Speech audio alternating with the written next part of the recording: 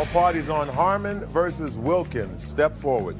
25-year-old Pamela Harmon is suing her former supervisor at Lee's Famous Recipe Kitchen, Anthony Wilkins, 36, for repossessing her car. Anthony says she stopped making payments. All rise. Order in the court. Your Honor, this is case number 700 on the calendar in the matter of Harmon versus Wilkins. Parties have been sworn in, Judge. You may be seated. Ma'am, have a seat, please. Ms. Harmon, you worked at the same place where the defendant was employed. He was your supervisor, is that right? Yes, ma'am. And you purchased an automobile from him back in, is it May of 1997? Yes. What kind of car was it? It was an '89 Honda Accord. And the purchase price? It was a total of $6,000. Okay.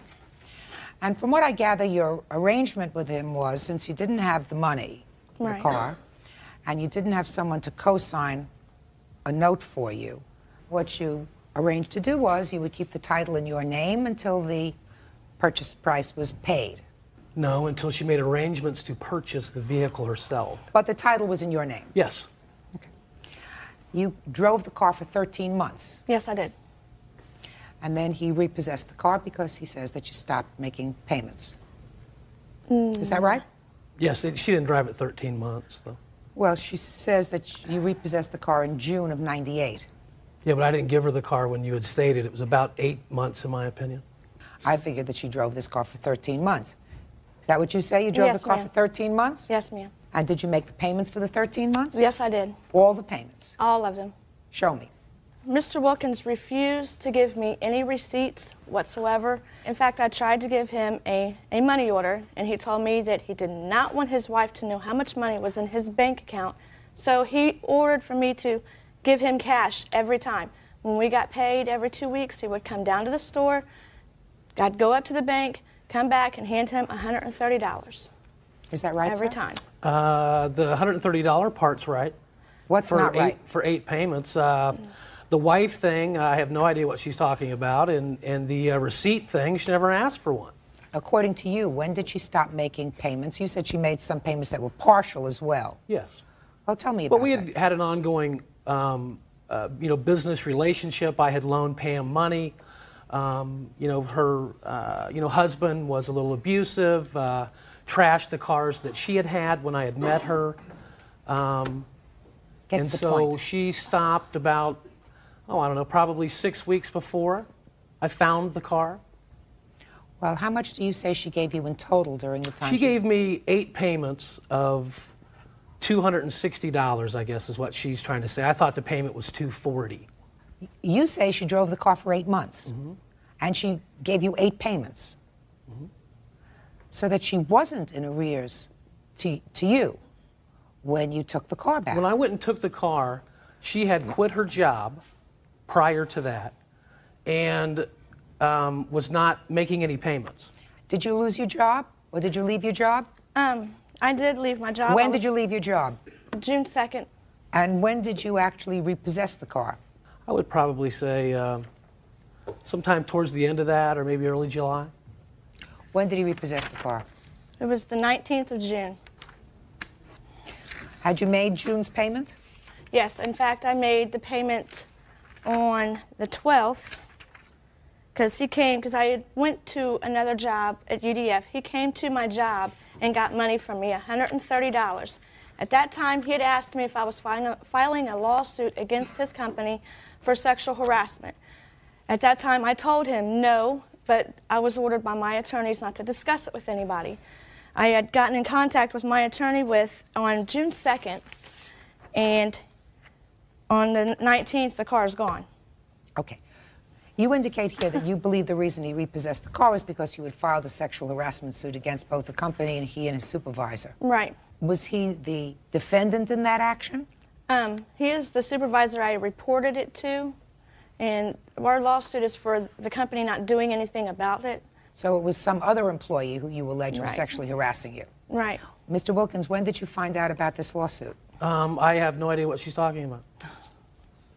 I've never been served any papers, Your Honor. No one's ever called or told me anything about a sexual harassment suit. Mr. Wilkins, I didn't ask you whether you were served with papers, sir. What I asked you was, when did you discover that she was, in fact, by somebody telling you, by your employer telling you, by actually, somebody telling you that she was, in fact, pursuing a sexual harassment claim? Actually, I found out from her lawyer at an unemployment hearing that she subsequently lost because she... When was that? I don't know. She probably has to, whenever December that was. 28th of 97, or 98. So are you testifying, Mr. Wilkins, under oath, that you never knew about this sexual harassment lawsuit in June of 98? Absolutely. Okay. And the only reason you repossessed the car is because she had stopped making payments. And couldn't find financing, and she was out of stories by that point. Okay. Now, Ms. Harmon, let's take your best case scenario, okay? That you drove this car Right. for 13 months, and then he repossessed it. The car was clearly in his name, right? Yep. You want all the money that you paid over the 13 months back. Right. That means that you get to drive a car for 13 months for free. It was under my understanding that I was buying the Just car. listen to me. You get to drive a car for 13 months for free. A car doesn't appreciate in value. A 1989 Honda does not appreciate in value like a Rolls Royce. It depreciates in value. Now, if you went to rent a car, how much do you think you'd pay for a rental car a month? I have no clue. Would you pay at least $200 a month? Can't get much for $200 a month for rental cars, right? You drove this car for 13 months, according to you. That's $2,600. According to you, you gave him $3,000. You can't prove it to me that you gave him $3,000. Sounds to me as if you had a pretty good deal. You had transportation, you drove a car, cheap. What are you complaining about? Judge Judy continues in a moment. You Judge Judy. Pamela Harmon claims Anthony Wilkins repossessed her car after paying him $3,000. It's his car. You were renting it from him until you paid it off. So you are really you're in a much more favorable position, as a matter of fact, than when you started, because you had a car that you could drive that was a reasonable car for 13 months that you paid about $200 a month for to drive it around. Why are you complaining? I lost the money and lost the car. I have no car. I'm supposed to have the car. Never once did I miss a payment. He had no reason to take the car. I don't believe that after you quit your job and filed a sexual harassment suit that you were paying him diligently. And you should be smart enough, and if you're not smart enough, you will be in the future, that when you make a car payment, you get a receipt. If you pay it in cash, you get a receipt. You get something to say, I made this payment. I trusted him. I thought I did. That's all. This case is dismissed. Parties are excused. You may step out. Justice prevailed. Don't buy a car from him. And now the next case. All parties on Tomlinson versus Gerondale. Step forward, please. 19-year-old student Tara Tomlinson says her former best friend, 19-year-old nanny Hillary Gerondale, borrowed her car and wrecked it. Hillary says Tara never asked if she was hurt. I have a lot of questions about this case. Ladies, you were friends when you were growing up and going to school in Alaska, is that right? Yes. You had a car? Yes. She borrowed your car? Yes. She wrecked your car? Yes. That was 3 years ago. Correct. How old were you at the time? 16. And you? 16. But let's just talk about the fact that you let this thing ride for 3 years. You knew it was your fault, right? Mm-hmm. You had an accident and it was your fault. And the idea is that when you have an accident and it's your fault, you take care of it immediately. So this is your mom? Step up here. Ms. Tomlinson? Yes. Can you tell me why you didn't immediately, when your daughter told you that her car had been wrecked, initiate suit against Ms. Gerondale on behalf of her daughter for the costs of having your car fixed? Well, we did initially contact them and made every effort to even split the cost with them of what it had cost us. They said that they would not pay for any of it. So we Who said? did. Hillary's father. Why didn't your insurance cover it? Well, it would have covered it, but Tara had had an accident already. Your daughter? Uh-huh. And she had just turned 16 in September of that year, and she had had an accident, and they said if we turned this in, if there were any other accidents within the next 3 years, they'd cancel our insurance. Okay. Now, my question to you is, I assume you discussed this matter with your husband. Is that right? Didn't you feel any responsibility at all? At the time, he did offer to pay the deductible, but by the time things escalated, the deductible wasn't going to be there because they chose not to turn into the insurance. What was your deductible? $500. And they never paid even the $500. Well, they completely they never did washed their anything. hands of the whole Well, thing. do you feel as if you have a moral obligation to pay the $500? Yes. Which means that the insurance would have covered the other out-of-pocket expenses you had, but for the fact that your daughter had had a previous accident. Is that Yes. right? So you would consent to a judgment in the amount of $500. Is that fair? Yes. Perfect. Judgment for the plaintiff in the amount of $500. That's all. Parties are excused. You may step out. The friendship suffered over something like this, and she and I were best friends for 4 years. I'm just glad after 3 years it's over with, and I just wish it could have been over with 3 years ago so we could have rekindled our friendship. And now the next case. Parties on Oaks versus Finley. Step forward, please. 48-year-old dog breeder Mignon Oaks is suing former live-in lover, auto salesman James Finley, 49, for rent. James says he gave Mignon all the money he made. Miss Oaks, you and the defendant lived together for 2 years. For 11 months. Okay? And you were hoping to build a future together, I assume. Yes, ma'am. It didn't work out. No. You say that he owes you money for room and board. Yes. Tell me about that. In May of '97, I produced a program, and I had a gospel singer to come and put on a concert. James was one of her background singers. We met and we traveled in similar circles, and the two of us fell in love immediately. By September 27th, he moved in with me. One of the first things we decided on was that he would pay rent and how much the rent would be. We agreed on $250 per month, and he agreed that he would contribute $2 per month towards the food bill. What I didn't understand was the financial situation that he was in when he moved in. He worked a temporary job, and they Just didn't. a minute. Well, you acknowledge, Miss Oaks, in your papers, and he indicates that he gave you his entire paycheck. He gave me his entire check. And that you took that check. Is that right? Yes. And with that check, I assume that you used it to pay a variety of bills, and he took money out of that to have cash in his pocket as well. Is that right? What he did is came to me for his car note, for gasoline, for food money, for money to lend to, which I later found out was still his wife. I did not know that he was married, to give her money for gasoline. He'd often let her use his car and use one of my cars. What I told him at some point is, you're taking more money than you're giving me. Well, you should have shown him the door. Judge Judy continues in a moment. I was there. Mignon Oaks is suing former live-in lover James Finley for rent. So you took his paychecks and you handled the finances as if you were a married couple. Yes, ma'am.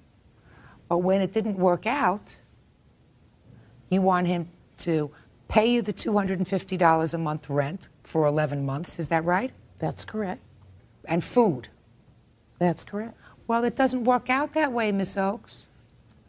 Your Honor, there were more things involved that I did for him that were specifically loans. There are many things that I did for him because I cared for him, because I loved him. Show me the list that's for loans. What I have here, after he moved out, he made 3 payments to me on the loans that he agreed he owed me. It wasn't just for food and rent. I kept his car note current so that he could keep a job or try to find a job, paid gasoline bills so that he can get to and from. I bought him the suit that he's wearing so that he wouldn't look so shabby and perform. Show me what he says he owes you.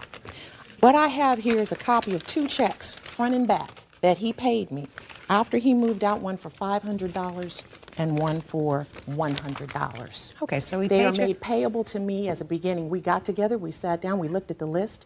We both agreed on what he owed me. Well, what did you both agree on?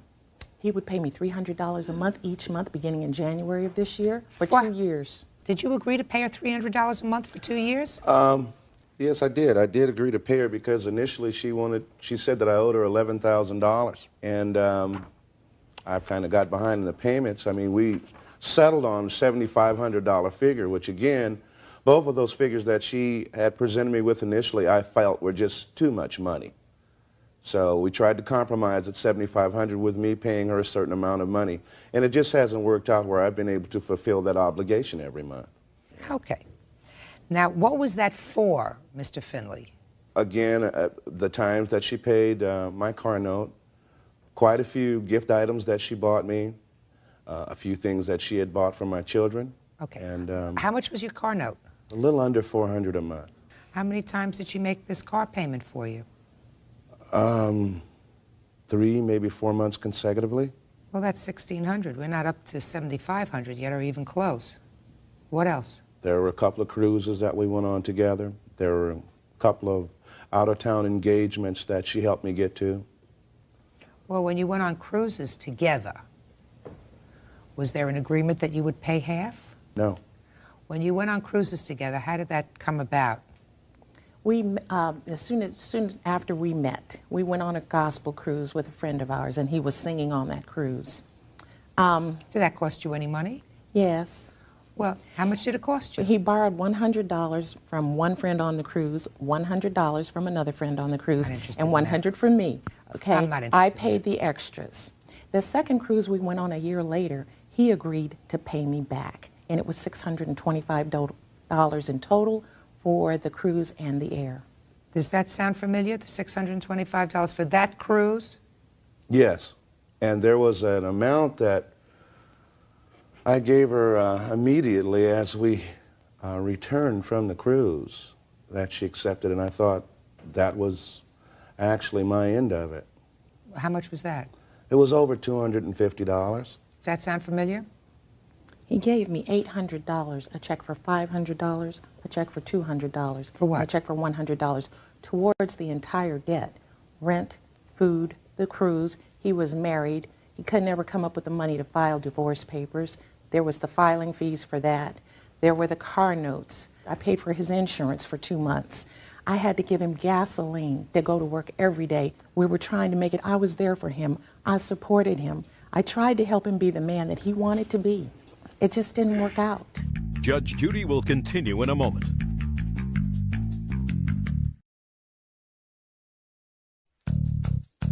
Need help in a divorce? Call 1-888-800-JUDY. On the internet, judgejudy.com. Why did you stop paying her? Well, you know, really, we started having some real problems. She became abusive. I'm still getting these threats that she's going to do this or that and tear up this or tear up that. You know, it came to a point where I was suggested to me by a friend that I should get a restraining order, and I didn't do that. It was also suggested by my employer that I do that because she had wrote letters to my job, addressed to my managers Was this and all all that. about money?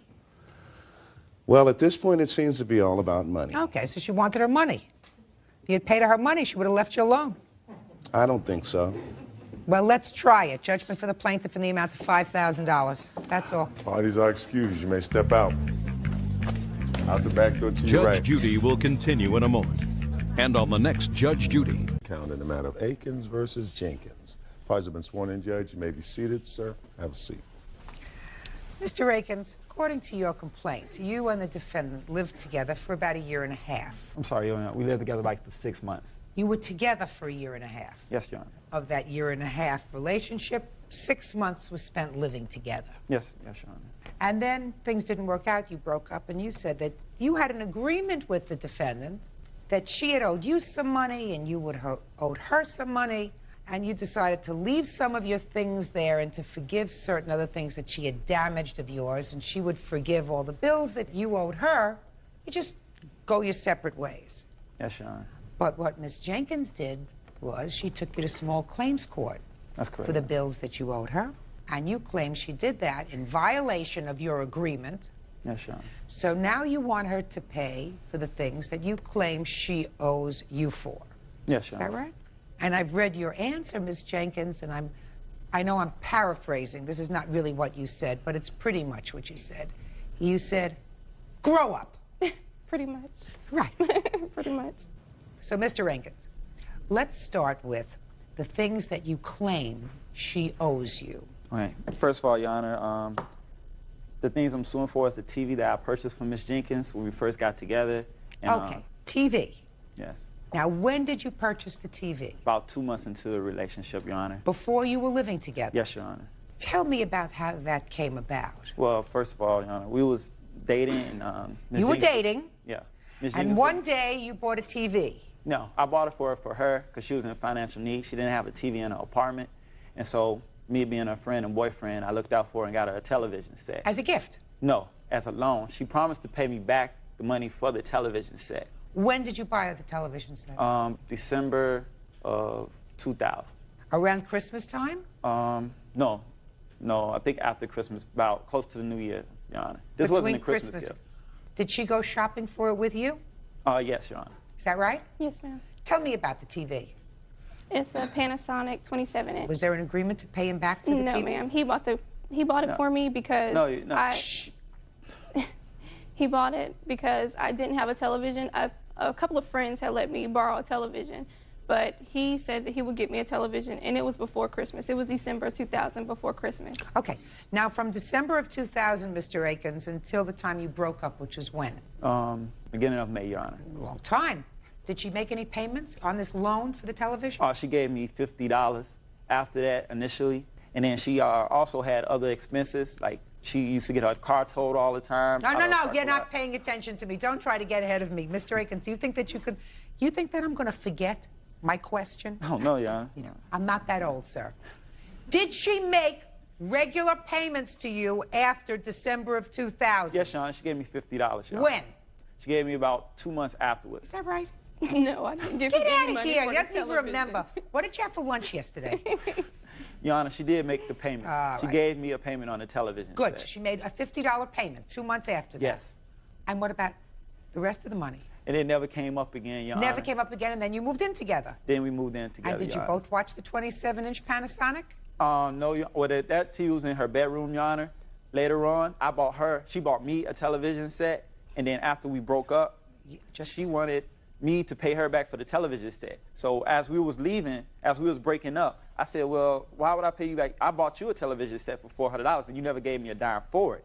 We had an agreement during that time that everything was split even. You are just going to continue to go your way, and I'm telling you that I control my space. I understand. So I have questions. When I finish with my questions, if I need any more information, I'll ask you, Mr. Akins. I understand, Your Honor. So that's one thing that you're suing for, the TV. Yes. Right? That was purchased before you moved in together. Yes, Your Honor. What else?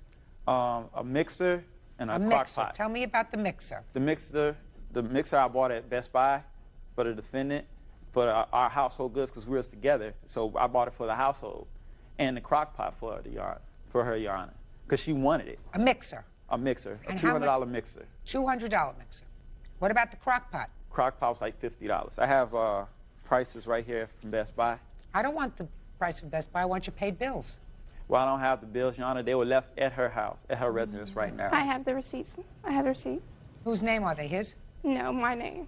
My credit card name is on the receipts. Let me see.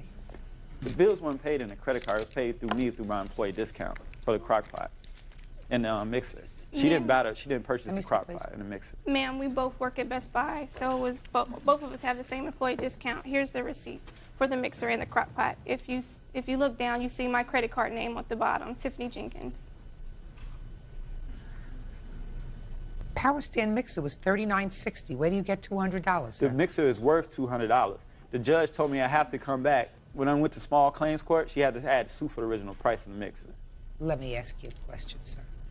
If you want to go to small claims court and go before some person who told you that you're entitled to $200 if you're successful on something that you paid $30 for, I think you ought to go and find her. That doesn't happen here. Even if I found that you bought this thing and that you were entitled to it, you could go to you still work for Best Buy? Yes. Go there and spend another $30 and get another mixer. Why would I give you $200? You're just annoyed because she wanted judgment against you. That's why she said grow no, Your up. Honor. Me too. I'm not annoyed because... Then we have a crock pot, which you said was $50, which was $14. 14. I haven't seen these receipts. Yes, ma'am. $14.70. I haven't seen these receipts. He never seen a receipt because I purchased it. No. Show him the receipts. Judge Judy continues in a moment. Elmer Rakin says ex-girlfriend Tiffany Jenkins owes for property she either stole or destroyed. Tiffany says Elmer needs to grow up. What else do you claim she owes you for, Mr. Akins? On 2 occasions, the defendant came into my apartment before we lived together and destroyed my personal property. Okay, just a second. I read that. You said that was sometime in October? Yes. And then you moved in together? Yes.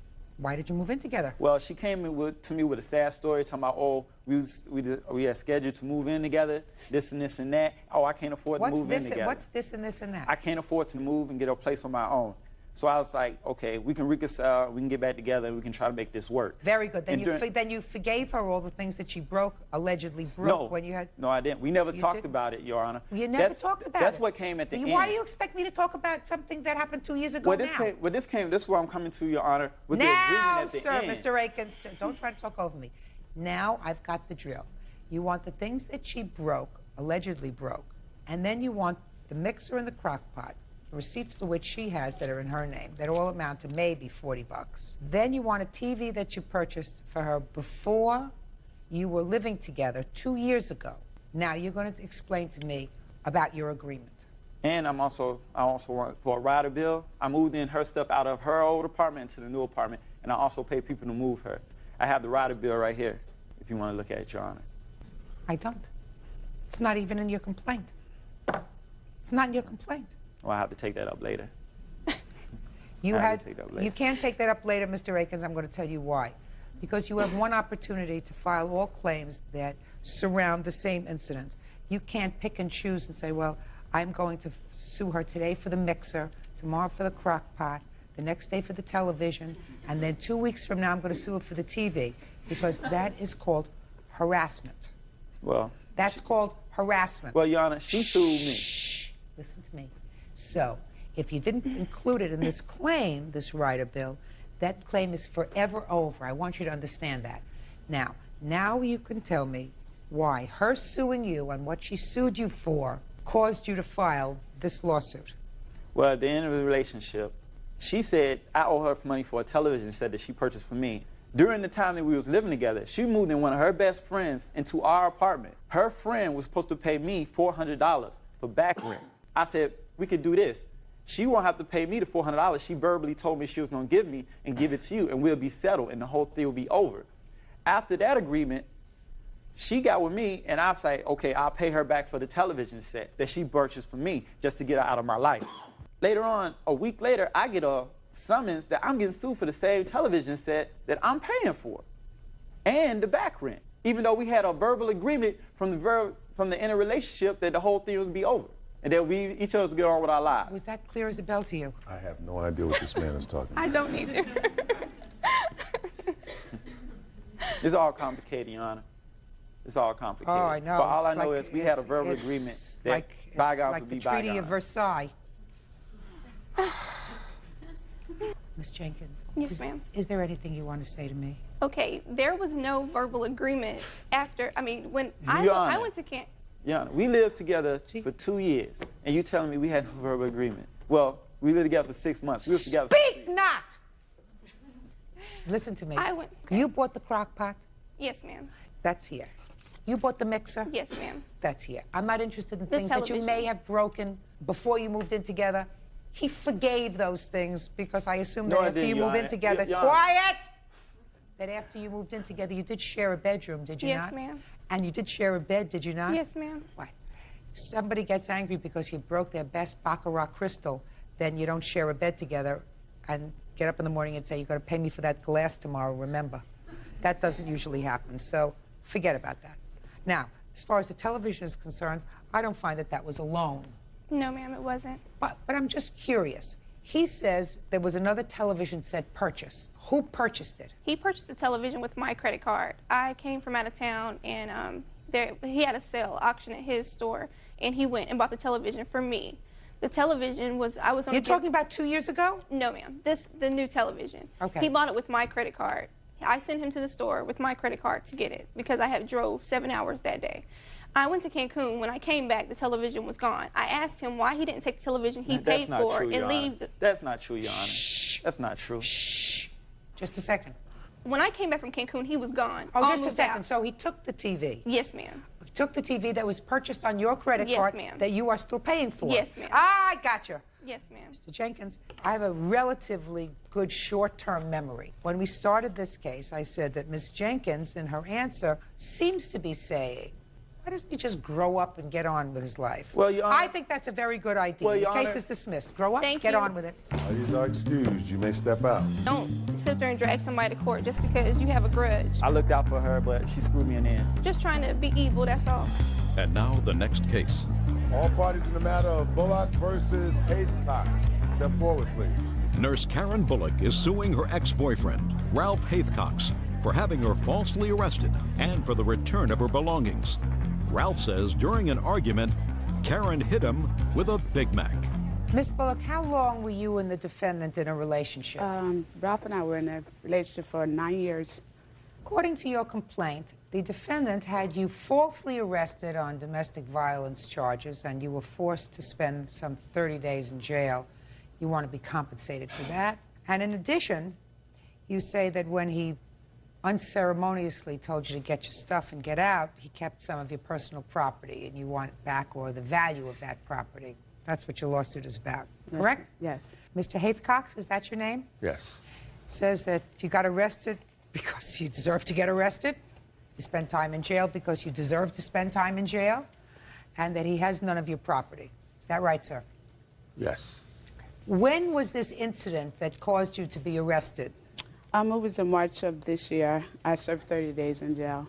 Well, tell me about it. What happened? Ralph and, like I said, Ralph and I have been together for 9 years. I walked in and caught him in the bed with another woman. Look at me, please. Don't the look cops back. was called and I was arrested. I was told it was a violation of a restraining order. And I appeared in front of the judge. Just a second. When you came home, something must have happened if the police were called. Actually, nothing. I told him, I said, oh, I done caught you in a lie. You told me it was over between him and his woman. Actually, him and I had problems. Just a second. He called the police. You want to tell me, sir, what happened when she caught you? I was home alone. There was no one there with me, and she came in with an attitude about something. That's not true. We started having a debate, and the next thing I know, she had a Big Mac, and she took and slammed it in my face. A Big Mac sandwich? Yes. That's not true. Okay. And instead of going off and hitting her, I called the police, and she left and went to one of my neighbor's house to try to hide, but they put a warrant out for her, and about a week later, they came to the house and picked her up. Has there been incidents of violence between the two of you before? Yes. Tell me when. Oh, the relationship was just full of violence and nonsense. We'd broken up maybe a half a dozen times before, and it's just time to stay away from each other. That's what I wanted her to do. Okay. Now, what I read in the complaint was, Ms. Bullock, it appears to me that there was a restraining order that was in existence at the time Mr. Haycox called the police and had you arrested for this hamburger incident. When was that restraining order issued? Had to be a few years ago, but I didn't know that it was still in effect. To my knowledge, But it was still in effect. Evidently, it was. So he had a protective order. Right. So you served 30 days for violating that protective order. That's what I found out it was. Now, did you plead guilty to violating the protective order? Yes, I did. Yes. Do you have any of the criminal court papers, please? Yes, I do. I'd like to take a look at them. Let's... I think you understand. Thanks. Oh, I have something else here, too. Well, this was issued in February, and this protective order says that you are to refrain from doing anything to him and to refrain from entering the family dwelling. Mm-hmm. You pled guilty? You pled guilty to violating the restraining order? That's what they got me on, for violating the restraining You order. pled guilty and served 30 days. Yes. Is that right? Yes. Then you can't sue him for falsely having you arrested. Okay. Do you understand? Yes. Good. Now, what personal property do you say you still have in the defendant's house? I have receipts and stuff, documented stuff that I had. Like what? Give me an example. A television. I have antiques in there, lamps, dishes, blow dryer, curling iron, mirror, handmade mirror. Go ahead, sir. Do you have any of her stuff? Yes, some of those things are there, but I've called her and tried to make arrangements with her so she could come and pick up her property. Okay. And she said, well, I'm going to settle it in court and don't call here anymore. Fine. So, This is what you ought to do. I want you to pack up her property. Pack it up neatly. Don't damage anything, because you want this lady to leave you alone. Correct? What relative do you have? You live in New Britain, Connecticut? I have a brother. Do you get along with her brother? yeah. Good. 5 days from today, your brother, in the company of a police officer, will go to the house. He will give your brother your property. Do you understand? He says he has some of your property, and he doesn't look like a nut, so that he doesn't want you to come around anymore. So whatever you have that belongs to her, or you think even marginally belongs to her, be smart. Pack up, get ready for her brother to pick up. Do you understand? Yes. Perfect. 5 days. That's all. Thank you very much. Goodbye. Parties are excused. You may. Yeah, this is case number 315 on the calendar in the matter of Haig versus Webster. Parties have been sworn in. Judge, you may be seated. Folks, have seats, please. Mr. and Mrs. Haig, this gentleman used to be your son-in-law. He's married to your daughter, and they have 2 children. Is that right? Yes. You are suing him for the balance owed on a washer and dryer that was purchased on your credit in 1994 when the defendant and your daughter were married. You bought it for about $1,000 from Sears. Is that right? Yes. And they were to pay off so much per month for the remainder of their natural lives. Well, then there came a time later on that you and your husband decided to buy a 2-family house with your daughter and her husband. And you did. In what year did you buy this 2-family house? 1995. And in that 2-family house, 4 of you and the 2 grandchildren, also came the washer and dryer, which I assumed you all used. Is that right? Yes. And then there came some marital difficulty. And in the year, according to what I've read here, 2000, your daughter left. Yes. And Mr. and Mrs. Haig, you stayed in the house for a while. Is that right? Yes.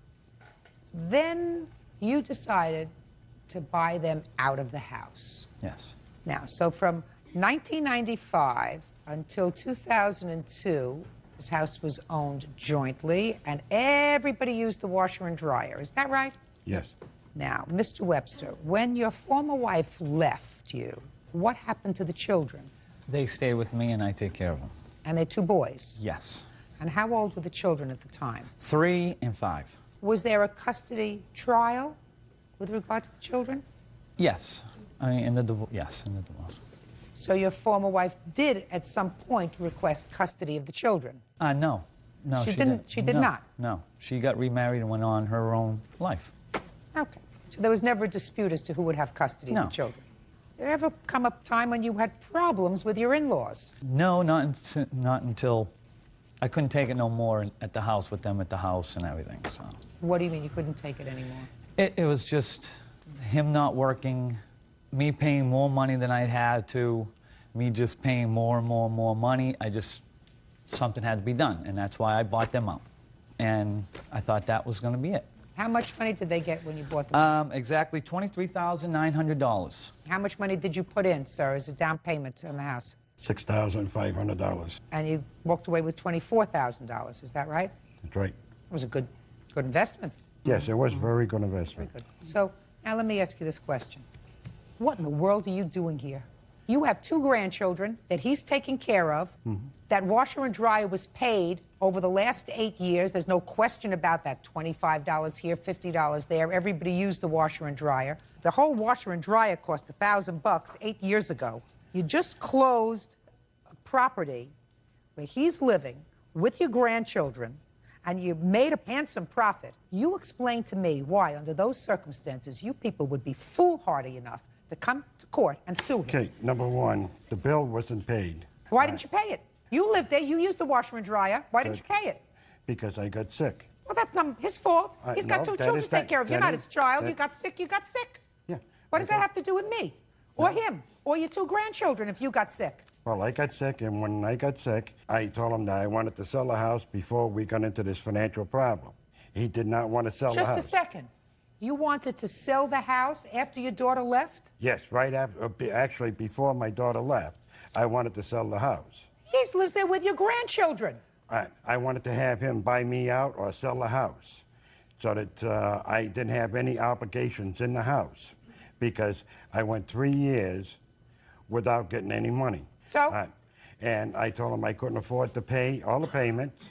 So he paid? Just a minute. So he paid? What you couldn't pay, he paid. Is that what you're telling me? Not all of it. I don't care all of it. I don't care of a piece of it. He's taking care of your two grandchildren. You're not related to him by blood. Your daughter goes and takes off with somebody else, remarries, has a happy life. He's staying there. He's watching your two grandchildren. He's got to take care of you. He's got to take care of your wife. And now you have the audacity to come to court and want a washer and dryer that you bought in 1994 that the whole family used? I don't understand you, Mr. Haig.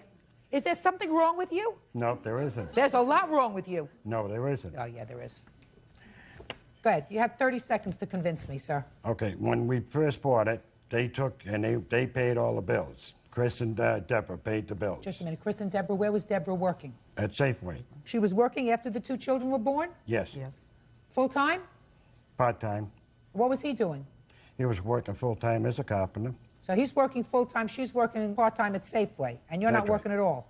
And I was working part-time myself, and in some So the only one working full-time is him? That's right. All right. Now, I told him that I was getting worse than what because of my condition. I told him that I wanted to liquidate my part of the house so that he wasn't responsible for me. And he did not want to sell the house. He did not want to buy the house. He said he would make up the difference in the bills. I sat down and I explained to him that when we sold the house or when I got my SSDI, that I would pay him back. So how much did you pay him back? I paid him $600. I paid him back all the money that we owed. Oh, did he pay you back? No. How much did he give you? Okay, it came down to where I offered him $20,000 for a buyout. He wanted $25,000, and it got knocked down. I paid for the $2,500 when we all bought the house together. He got that out of me. Everything that they ever put anything in downstairs, money-wise, I gave him $1,500 because they spent $3,000. I gave him $1,500. And then he told me that he wanted me to sign and pay for this washer and dryer. At the time, I was just giving him so much money and just wanted him out of my life so that I can start over and just be alone with my boys. I just said, okay, and then I never signed nothing. I just said no. I don't know whether you signed anything or not. You paid him back. You I paid say him a what lot you more. owed him by decreasing the amount that you should have gotten when you sold the house? Yes. Okay, you still made a handsome profit when you sold the house. So instead of making $24,000, maybe you should have made $30,000, right? Fine. Yeah. You still made a handsome profit. Judge Judy continues in a moment. Donald and Donna Haig claim ex-son-in-law Chris Webster owes for the cost of a washer and dryer. Chris says the Haigs have been ignoring their grandchildren. Listen, Mr. and Mrs. Haig, do you see your grandchildren? Right now, no. Why is that? Because we don't see him. I'm asking you why. Because the feelings between him and I, What kind of feelings? it's bad. Why? I don't Over what? understand. Over what? Over the payment. Because Over the washer dryer? Over the washer and dryer. And also, when I went to talk to him about it, he called the cops up, and the cops told me not to come back to the house. Because if I came back to the house, I would be arrested. Okay. Now, why don't they see their grandsons? I have no idea. His birthday, my 8-year-old son, Brandon, his birthday was this past Monday. Not one card, not one phone call, not nothing. Did you send your grandson a birthday present? Yes, I did. You sent him a birthday Yes, present? I sent him a card. Yes, I did. Card. Children like cards. They like presents. Why didn't you send him a birthday present? Because I had put money in the card for his birthday present. I don't believe that at all. Listen, if I construe this as a debt, I construe it as a joint debt. As far as I'm concerned, that debt should have been over Certainly, 8 years later, the statute of limitations has run on that debt in any jurisdiction. And in this court, we use the doctrine of latches, which means if you sit on your laurels and you don't collect the debt, then it's forgiven. More importantly, I don't understand why grandparents, when they have a daughter who takes off, starting a new life, mothers usually don't do that, that are wrapped too tight. Got 2 little boys that she leaves with the father. You're living with the father, so you have the opportunity to be there and participate in the rearing of your grandchildren. What a gift that could be if you were nice people. What a wonderful opportunity that would be for you, madam, to say, look, my daughter's not here full-time. I got the 2 little boys. He's a carpenter. He works full-time. You know, I can be here. I can help shop and cook and take care of the boys if I want to. You're worried about a washer and dryer purchased in 1994. Your priorities are all screwed up, and I have no time for you. Your case is dismissed. That's all. Parties are excused. You may step back. I'm just glad it's over. I don't think it was fair. I don't know how much more money I have to pay. I'm very upset about it. Anytime they ever want to do anything with their grandkids. Oh, I'd like to be part of their lives. All they have to do is just call. I want to see everybody together, except I don't want nothing to do with Chris. And now the next case. All parties in the matter of McKay Schuler versus Anglin. Step forward, please. 19-year-old waitress Ashley McKay and her boyfriend, 23-year-old dishwasher Craig Schuler, are suing their ex-roommate, customer service rep Brandy Anglin, for the return of personal property. Brandy is countersuing for rent, a security deposit, and the cost of living expenses. Miss McKay, were you a friend of the defendant's? No, we were a friend of her boyfriend. According to your complaint, you and your boyfriend moved in with the defendant because you were having some financial difficulties and I gather got evicted from where you were living. You say that she agreed to let you stay there until you got back on your feet. Then something happened, she threw you out. It's your claim that she kept some of your property. You want her to pay for the property she kept. The defendant says that she did in fact keep some of your property because you owed her so much money that you were there for 3 months, and in the 3 months that you were there gave her a total of $40. You didn't pay rent, you ate all of her food, you had a lot of other bills that you had while you were there, and she's counterclaiming. Is that right? Yes. Okay. When did you move into her house? August 19th. And when did she put you out? It was September 18th. So you were there 1 month? Mm-hmm. Is that right? No. When did she move in? July. July what? 29th. And when did she move out? September 18th. So she was there 6 weeks. Okay. What stuff do you claim she kept? We have a whole list right here. We have a 27-inch TV, a DVD player, a stereo, PlayStation 2, a fridge. We had Oriental rugs that were taken, my cell phone, DVDs, PlayStation games, VCR tapes, CDs, the book that had our CDs in it, our CD holder. Where's all that stuff? I don't know. I'm missing stuff also. And I take it that they didn't receive it either. But I do have I don't understand what a you're few talking about. things. When you moved out, all this stuff was in the house, and I gather you told them to leave. I told them to leave that night. That night, can and come they back. left. And at the time they left, all that stuff was in the house. Yes. So where is it now? My stuff's missing too also. No. Okay, where the the stuff day is? they left, because you told them to leave. You were angry about something. I don't care what you were angry about. They left, and they didn't have opportunity to take all this stuff when you told them to leave that night. The next day, where was their stuff? Still in the house. When did you realize it was no longer there? When the landlord showed up the 20th to get rent, and when I paid him the rent, he comes in the house like he usually does, and his translators come in, and he saw holes in the walls that they left in their room and in the door, and he told me to get out. So in the process of moving my stuff, some of my stuff came up missing. I don't believe a word she says. When did you go back to get your property? The 19th. So it was the very next day that we went back.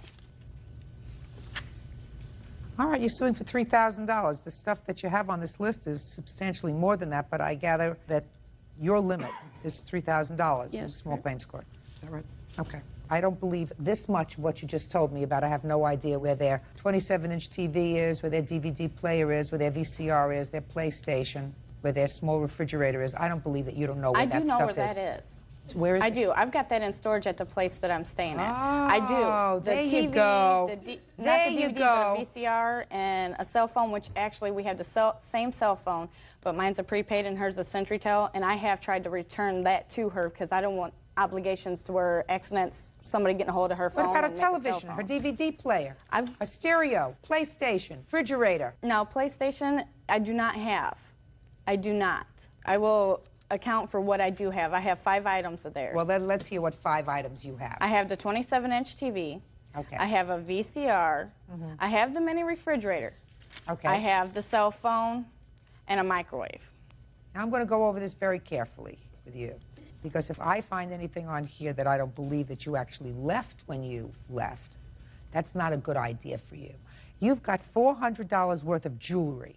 You want to tell me about that? Most of it was rings that my mom gave to me when she was about 16. She gave them to me. That's when she had them. I had a silver necklace for my grandma. I had 2 of those. Why didn't you take that with you when you left? When we were kicked out, it was about 12:30 at night, and she said, "Get out of my house. I have 2 gentlemen downstairs that will escort you out if you don't leave." What items did you take when you left? We got dressed, put our coats on. I grabbed my purse, money, car keys. That was it, and we took out. Where's her jewelry? I don't know where the jewelry is. I do not. I've never seen her wear a bit of jewelry. I don't know. Do you have any of her CDs? No, I do not. You know where they are? No, I do not. Okay. Within 5 days, the TV, VCR, refrigerator, cell phone, and the microwave are to be turned back to the plaintiffs. They're in storage? Yes, they are. What's the name of the storage? It's actually at the place where I'm living, in the basement. That's the storage. My stuff is in storage also down there. I'm using my ex-mother-in-law's house as that, because I have a lot of my stuff down there also. Let's hear your counterclaim. Okay, they lived with us rent-free. Okay. 6 weeks, right. Yeah. They made me lose my deposit on the house because they're little bickering, arguing, fussing, fighting all the time. And I lost my deposit because they got too upset at each other and him throwing stuff or punching the walls or whatever it is. I lost my deposit on You my mean your house. security deposit? Yes, I do. Did you make any holes in the walls? No, ma'am, I did not. Her and her boyfriend be fighting all the time. That's where the holes came from. Go ahead. They'd sleep all day. I even got her job at where I was working. Would you tell me what they owe you money for, please? What they owe me money for? They lived there rent-free.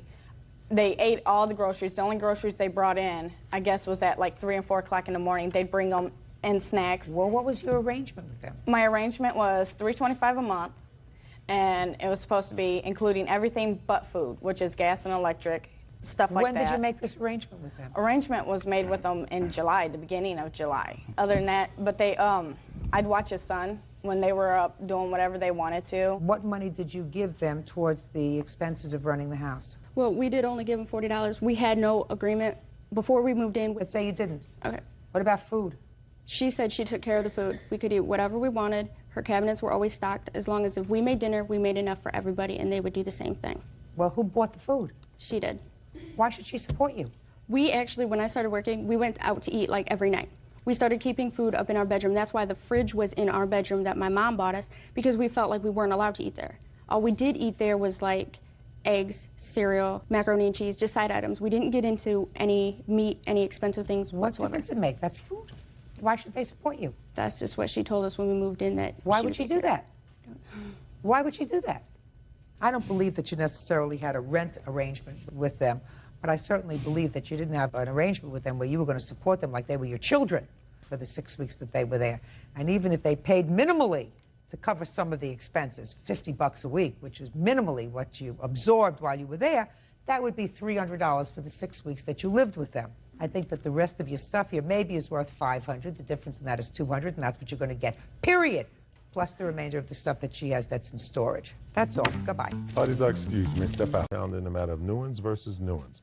Parties have been sworn in, Judge. You may be seated. Ma'am, have a seat. Mr. Newens, when were you and the defendant married? We were married in June of 1997. Or, excuse me, 1987. And when were you divorced? August of 1996. Do you have children? We have 4 children.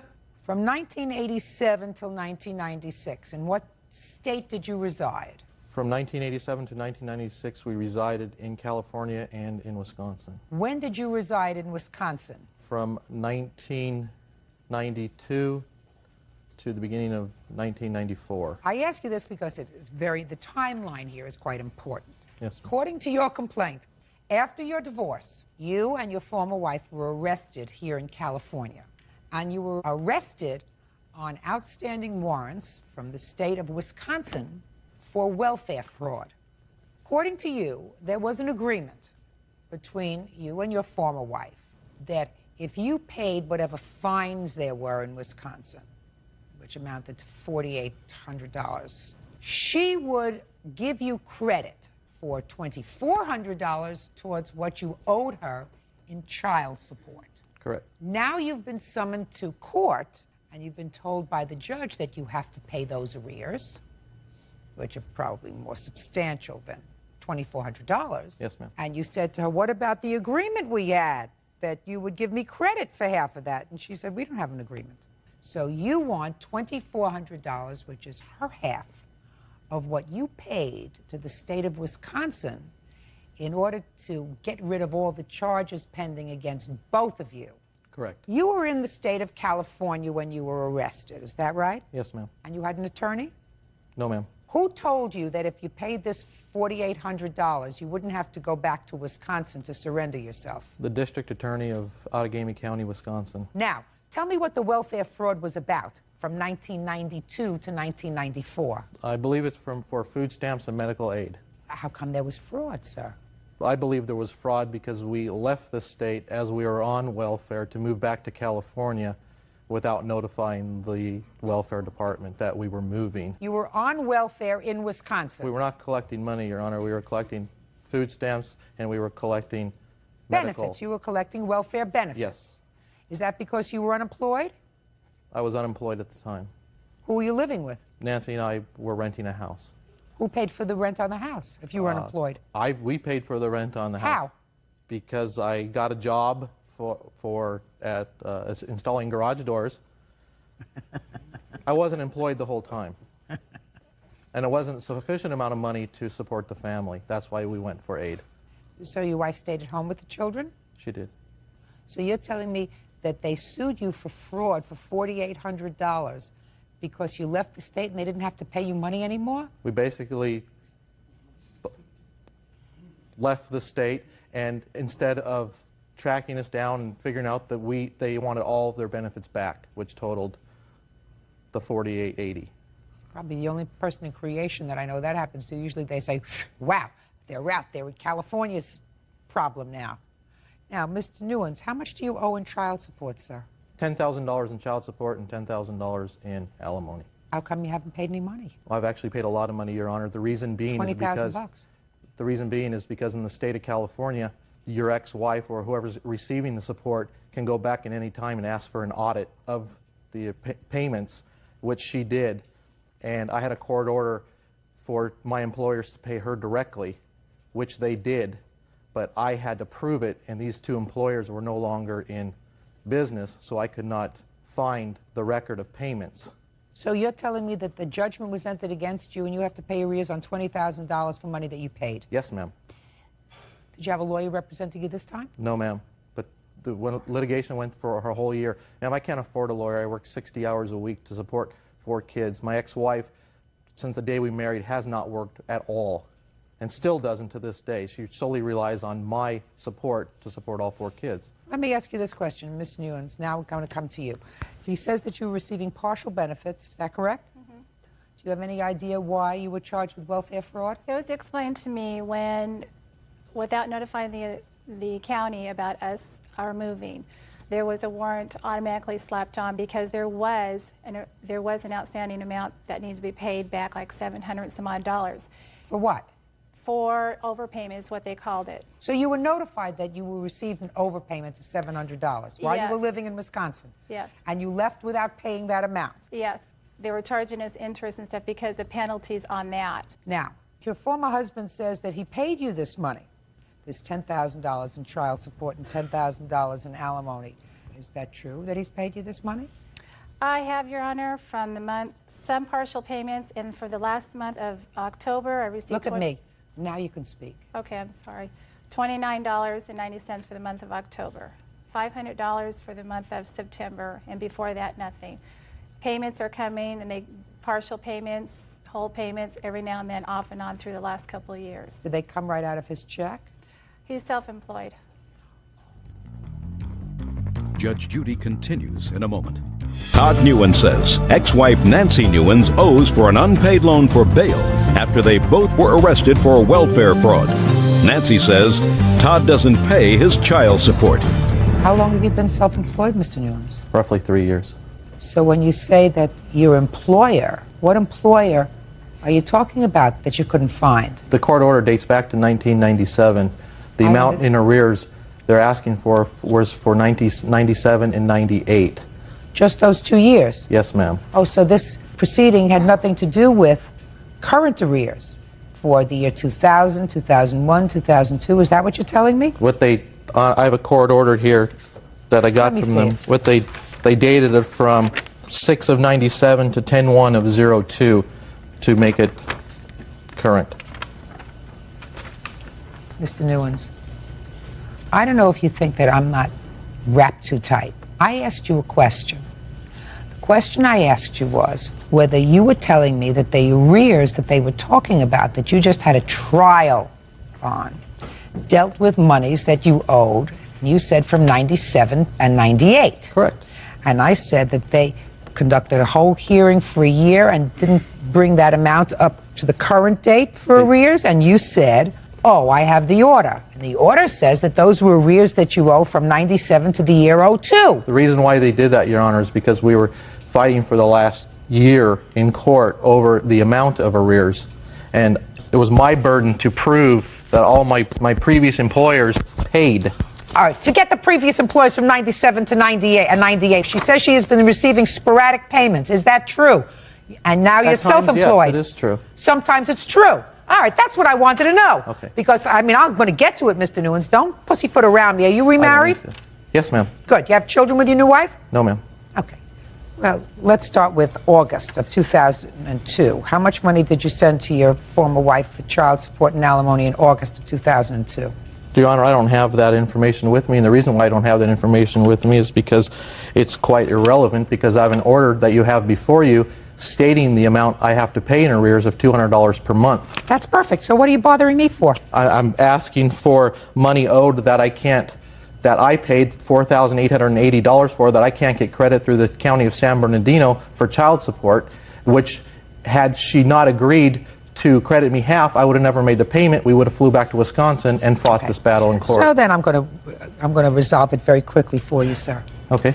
From 1992 to 1994, according to you, you had 2 young children, and your former wife was unemployed. She was taking care of the children. It was therefore your responsibility, your contractual responsibility with your former wife to be the provider. You found that you could not be a provider for your wife and your 2 young children, so you were forced to apply to the state for certain benefits. Then you were advised that there was an overpayment of $700. Rather than taking care of that part of your financial responsibility before you left the state of Wisconsin, you decided to leave the state of Wisconsin and move to California. It was because of that that they issued a warrant for the both of you. You paid that amount. That's not for child support. That's not for spousal support. That's to reimburse the state for money that the state expended on behalf of you and your family because you could not fulfill your end of the contractual marital responsibility with your former wife. And in addition to that, you have continued to accrue arrears over the years, the last 3 years when you've been self-employed. Sometimes you pay, sometimes you don't. Sometimes you send a little, sometimes you send a lot. That doesn't excuse you from working at some point. Are you working now? Yes, I am. Good. What kind of work do you do? Right now I do child care. And in the past I was doing dental assisting. Well, I would suggest you find yourself some way of earning a living that you enjoy. Exactly. And if it's not child care, because child care sometimes is a temporary thing that you do when your children are very little, because that's a way to take care of your responsibility as a stay-at-home parent and also make some extra money. But I'm going to strongly urge you to find a career that you like, because otherwise you're going to be relying on him forever. And that's wrong for your support. You both have to support these children. You both made them now. You're not living together. You're not married. You both have to support them. But she certainly isn't going to give you back $2,400 for money that you owe the state of Wisconsin, sir. Your complaint's dismissed, that's all. Parties are excused. You may step out. Nancy's been on a free ride for many years, refusing to work. Should be said and done, and it was over in court beforehand. After she got out of jail, she's free, the bill's paid. It's the heck with me. And now the next case. All parties in the matter of Griffin versus Harris. Step forward, please. Sales rep Aaron Griffin is suing his ex-girlfriend, nurse's aide Darlene Harris, for the return of his personal property and for having him falsely arrested. Darlene says Aaron broke into her apartment. Mr. Griffin, you are suing the defendant, who was your former girlfriend, because you say she had you falsely arrested for burglarizing her property, when what you were actually trying to do was to get some of your stuff out because she had thrown you out. Ms. Harris said that you did in fact break in and all the property that you wanted belonged to her. Is that right? Right. Were you living together? I had my own home. Is that right? No, he was living in my house. Did he also have his own home? Well, yes. What was your stuff doing in her apartment? We had decided to spend 2 weeks together.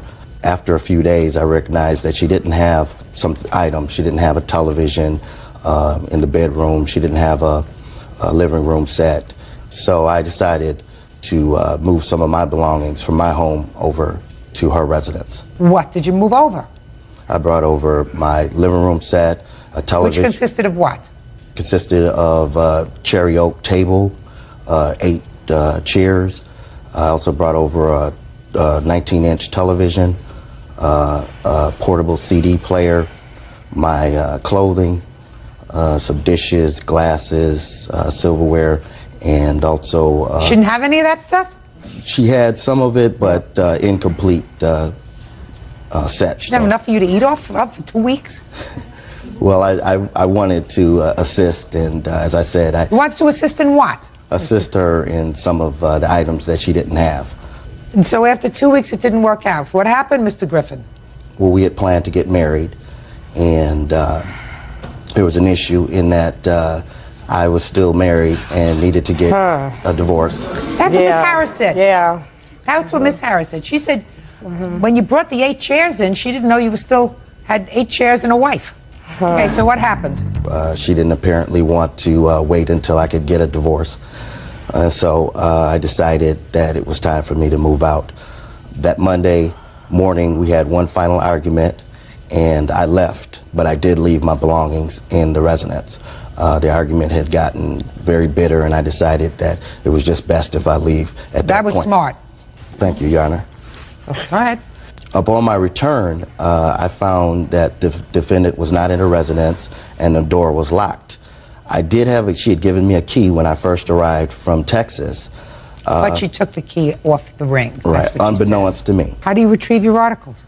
Well, actually, I came in through the side window. I kind of pushed it up and climbed in. No, but how do you get them? You brought over table, chairs, TVs, CDs. Where were you going to put all this stuff? Well, I was going to place all of the items that I could carry into my vehicle. What kind of vehicle do you have? A Mercury Sable. So one of those expandable Mercury Sables? No, Your Honor. It's average size. So you weren't planning too well? I guess not, no. So what happened? You crawl into the house and you open up a window, crawl into the house, and what happened next, sir? I commenced to packing my clothing and my luggage, and the doorbell rang. And when the doorbell rang, I went to the door thinking it was the defendant. It wasn't the defendant, it was the... Police, right. It was the police upon me opening the door, but I thought it was the defendant. Okay, what you thought. What you thought was irrelevant. Okay. It's okay, so you opened the door and it was the police. Go ahead. Correct. They asked me what my name was. I said Aaron Griffin. They said, you're now under arrest, and they charged me with burglary. The defendant indicated that she didn't know me. Really? I had broken in. Just a second. Did you tell the police you didn't know him? No. No, I never told. No. You told him to call his wife. She knows him. Very well. Were you there when she said she didn't know you? They were actually leading me down the stairs of the porch. And she was standing in front of the house with the police. Yes. She said she didn't know me, that I had broken in. That's pretty nasty if you did it. I never said that. I never said that. Okay, so let's talk about this report that you made to the police. Tell me about that. I was coming up my street with my sister-in-law, and I saw his vehicle in my driveway. Shouldn't have been in my driveway because I had taken the key off the key ring. I was scared. We had an argument, you know, and I was... So you called the police? I called the police, and they met me at my house. They saw the window, and they arrested him. They saw the window what? It was broken. How was it broken?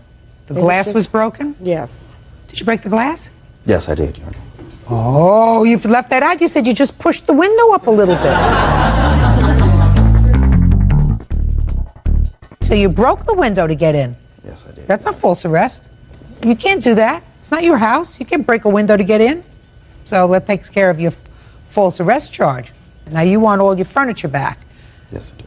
Table, 8 chairs, 19-inch television, CD, dishes. You have all that stuff? No, I do not. Where is it? I put it into the trash. I got rid of it. Oh, no, Miss Harris, listen to me. You know how I caught him in fibs? That's a fib. You want to tell me what you did with his table and 8 chairs? That's what I did with it. Well, I woke up one day and I was upset and I didn't want any reminder of him in my house, and I put that stuff out. You put it out? Good. Yes. You pay for it. That was the wrong thing to do. Well, that was the wrong thing to do. We were getting married and had a wife. Listen to me. That was the wrong thing for you to do. You acted impulsively, and it was the wrong thing to do, so you have to pay for it. Your Honor. A, I don't believe that you just took it outside and threw it out. You may have given it to somebody. Well, people in the neighborhood, I'm sure they came and took the stuff up off the curb. Including but that's the television? Exactly what, including yes. the television set? Yes. That's fine, then you pay for it. Judgment for the plaintiff in the amount of $1,250. But that's it, Mr. Griffin. That's all. Parties are excused. You may step out. Number 267 on the calendar in the matter of Bricker versus McLeod. Parties have been sworn in. Judge, you may be seated. Ma'am, have a seat. Ms. Bricker, while you and the defendant were in a relationship, it is your claim that you financed a car for him. That's correct. With the understanding that he was going to make all the payments, and when all the payments were made, the title would be placed in his name. He missed a payment. You took the car back. The time you... Yes, according to your complaint, madam, that's what you say. You say part of your agreement was that if he missed one payment, you would take the car back. He missed a payment, you took the car back. When you took the car back, it had a bad transmission, and you want him to pay for the transmission, and that he owes you money for furniture. Now, is anything that I said incorrect? He missed the payment in December. I don't care when he missed it. He missed a payment. Right, correct. But I did not get the car back until... I don't care when you got the car back. I didn't the get the car reason back you until took August. the car back is because he missed a payment. He asked me if I wanted the car back. I did not take the car back from him. I sent him a certified letter stating that he could keep the car because I didn't want it back because I knew the transmission was damaged. So why did you take it back? He called and asked me if I wanted the car back. And so that's exactly what I did. I said, then fine, if you don't want the car, then give it back to me. So... Miss Bricker, you have the car. Correct. You want him to pay you for the bad transmission. Correct. He made all the payments for the car except one. Correct. That's what I said. Okay. And you claim that you made a loan to him for furniture.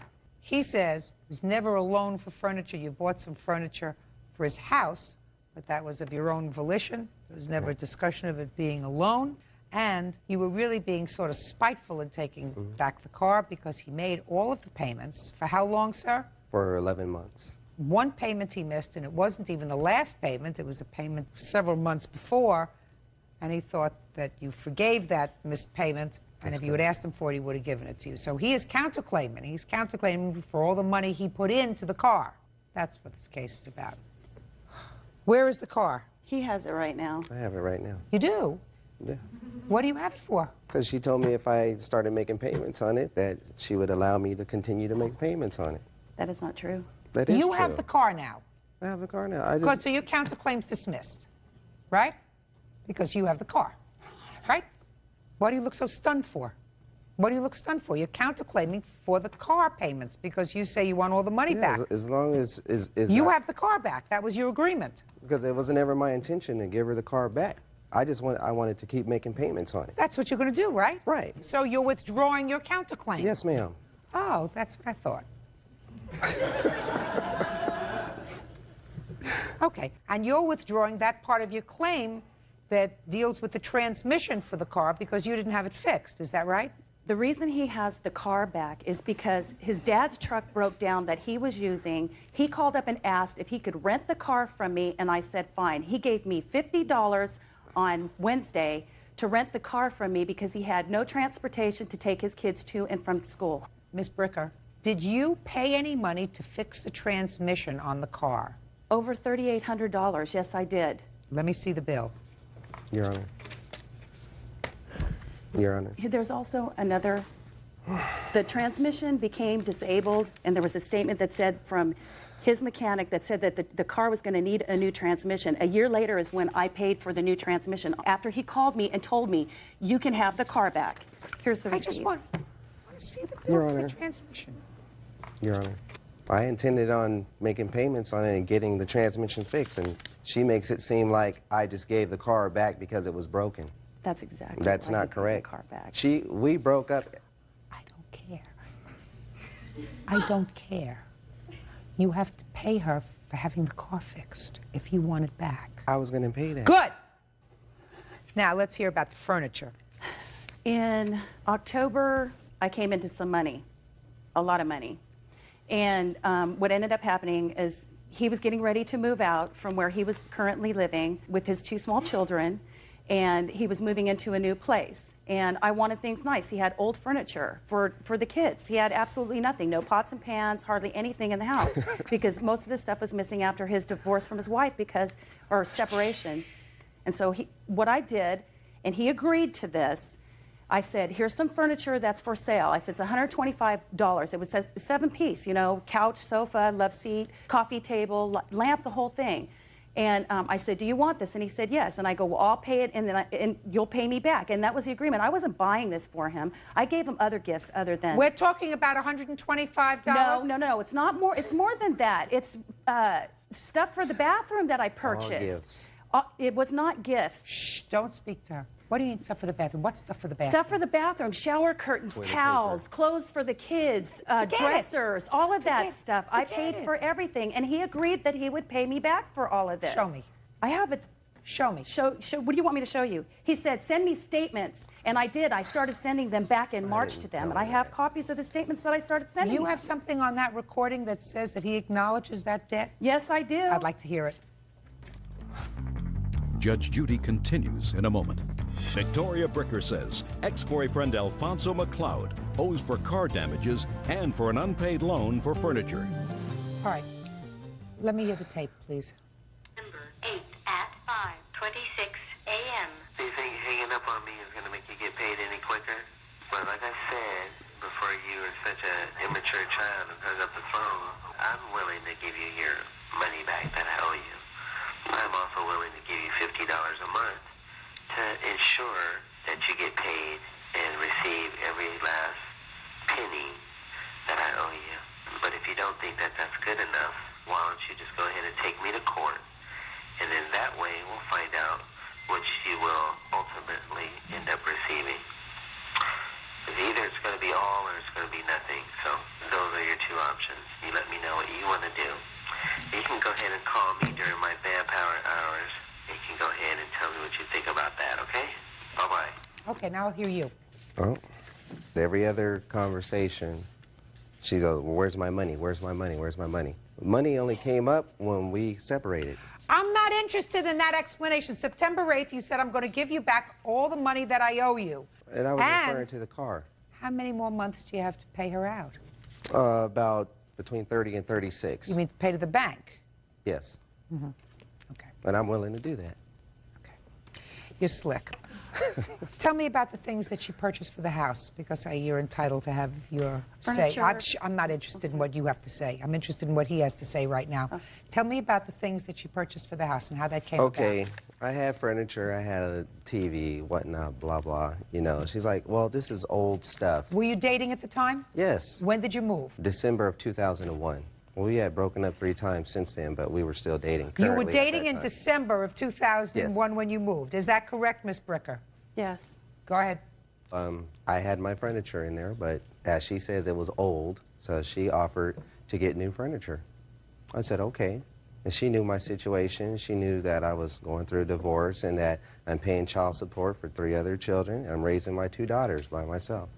So she offered to buy this furniture among other items that I felt were considered gifts. Well, if you have money to go ahead and pay me back, then go ahead. I can't pay you all at once. It's okay. Just give me money when you can. Okay. Is that what she said to you? Yes. And is that what you said to her? Yes. So you were paying her back for the furniture? Yes, if I had... Shh! Listen to me. Just answer my question. You were paying her back for the furniture. Yes. Why did you stop? Actually, I didn't stop, Your Honor. Well, when was the last time you paid her any money for the furniture? I would say probably in July. Let me see. Well, here's a bank statement, too, that shows the highlighted parts, or the things that are highlighted is the payments that I put into her account.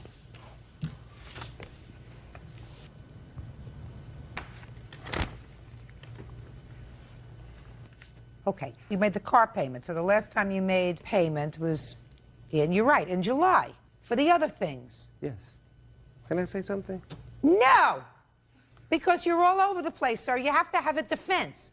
Your defense is either it was a gift, or your defense was that I don't have any more money, but you say it was a gift, but I did make payments. You don't make payments on a gift. I was giving her money because that's what she asked for. You were giving her money for a long time. That's what I want to say. The only time when she asked for something is when we broke up. Everything was okay when we're together. And when we broke up, it's like, I want my car back. How many children do you have? 5. Is that her fault? No, it's not her fault. It's not her fault, sir, if you have to work 5 jobs because you made 5 children. It's not her fault. You don't take on responsibilities, borrow money that you can't pay back. You don't make more children than you can afford to take care of. Do I make myself clear? Yes, ma'am. Okay, good. She wanted the car back when we I didn't ask you anything else. Does this $38.42 include the car? Yes. I subtracted the payment. Just answer my question. Yes, does that it does. say yes? Yes, it does include the car. Car and the furniture? Yes, it does. Perfect. Judgment for the plaintiff in the amount of $38.42. That's all. Step out. Parties are excused. You may step out. You get involved with somebody, you make mistakes, you come from an honest place, and they don't. Next time you get a girlfriend like that, make sure you have everything in writing. And now the next case. All parties in the matter of Nealon versus Miller. Step forward, please. Elizabeth Nealon is suing her boyfriend's wife, student Desiree Miller, for the value of a truck and for the return of a down comforter. Miss Nealon, you have a boyfriend. Yes, I do. And what's his name? And also happens to be the defendant's husband. That's correct. I assume you are separated from your husband. Is that right? Yes, we are. How long have you been separated from your husband? Off and on, about 3 years. And how long were you actually living together? Well, we've been married for 10. So you lived together for 7? Correct. And you've been separated for 3. According to your complaint, Ms. Nealon, you and your boyfriend had a truck. The defendant took the truck and sold it, or junked it. She needed some money. You want to be reimbursed for the truck, as well as for a comforter that was in the truck.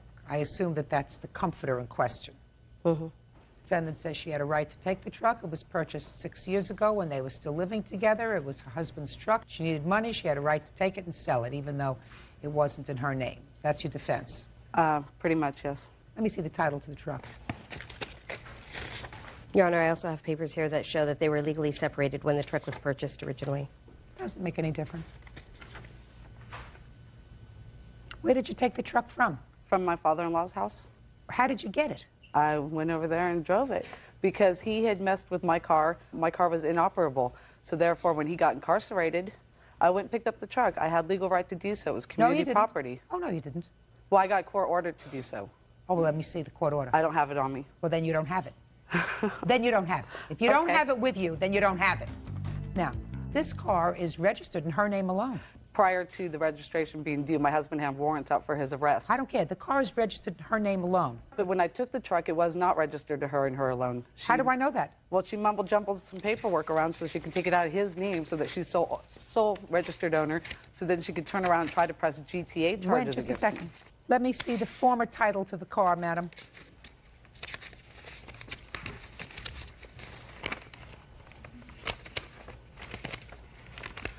And I would like to add to Your Honor that she didn't drive the truck. She has her own vehicle. Doesn't make any difference. It doesn't make a difference. That's no, correct. not at all. But it was community property between my husband and I. He stole my vehicle, and I was told there was nothing I could do about it. It was community property. I couldn't make no report, do nothing about it. We're legally married.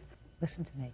You don't know, and the law doesn't know, whether or not he sold the vehicle. Let us say, instead of transferring the title to her, he sold the car, which was only in his name, to a third person. He sold it to Bird. Put the papers away, please, madam. Sorry.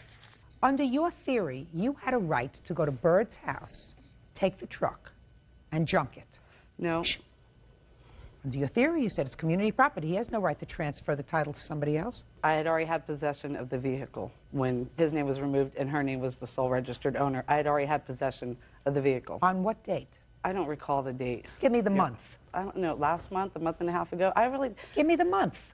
The month, well, what's this, October, so I'd say August. Is that when you took the truck from your father-in-law's house? Yes. What did you do with the truck when you took it from your father? I drove the truck, and within For how long? Maybe a month, about a month. Somebody had filled the gas tank. I mean, completely filled the gas tank with sugar. On top of that, we paid $1,600 for the truck 6 years ago. Not a dime has been invested into that truck since then, but what my passed away mother put into it, which was clutch and brakes. You drove the truck for a month. Correct. And then it was rendered inoperable. Is that what you're telling me? What did you do with it after it was rendered inoperable? Well, I gave it to the tow truck company for a ride home. The truck was completely worthless. When the engine was, and the body was shot out, and the truck was worthless. Now, what do you know about this truck? Did it end up in a junkyard? That's what I understand, but it's all hearsay. I really don't know what happened to it. Did you ever check with the junkyard? I called several junkyards and never was able to locate the truck. Now, how much money did you pay for this truck? $2,500. Show me.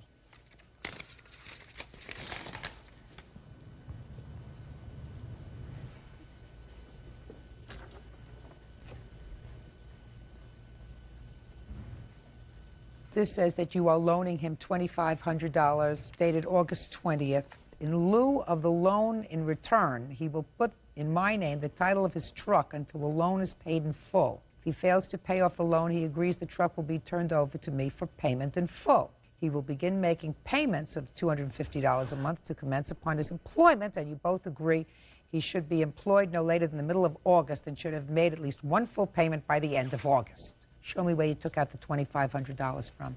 I didn't bring my bank statements with me. That's too bad. That is too bad. I brought everything else. I thought that was going to be sufficient. It's not. And Your Honor, I have to believe you that you gave him $2,500. I don't believe that. I don't believe it. Now, what was he incarcerated for? She made false allegations of him stalking her. False, they're on. Is he, shh. Is he still incarcerated? Yes, ma'am, he is. Was he convicted or is he waiting trial? He's awaiting trial. When was the last time you saw him? Last weekend. Do you go every weekend to see him? Yes, I do. What kind of work do you do? Right now I'm unemployed. She had me fired from my job. What kind of work do you do? You're unemployed. Sales. And when was the last time you were employed on a full-time basis? Was August 17th. What kind of work were you doing? Selling satellite television. Where do you live now? I live in Anaheim with my mother, who I take care of. She has Alzheimer's disease. How long did you have that job that you lost in August? Approximately 2.5 years. Okay, Ms. Nealon, let me tell you this.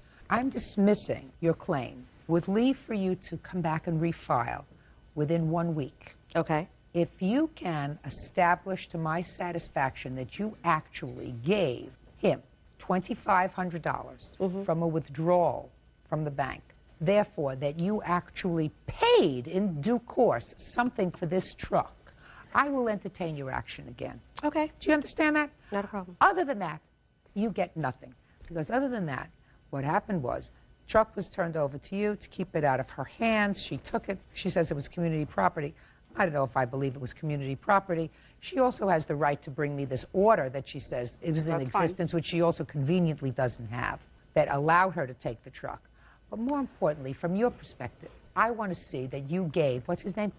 $2,500 for anything. Do you understand? Sure. Goodbye. Thank you. Parties are excused. You may step out. Oh, by the way, she can take back her down comforter. This is case number 357 on the calendar in the matter of D'Amico versus Aquino. Parties have been sworn in, Judge. You may be seated.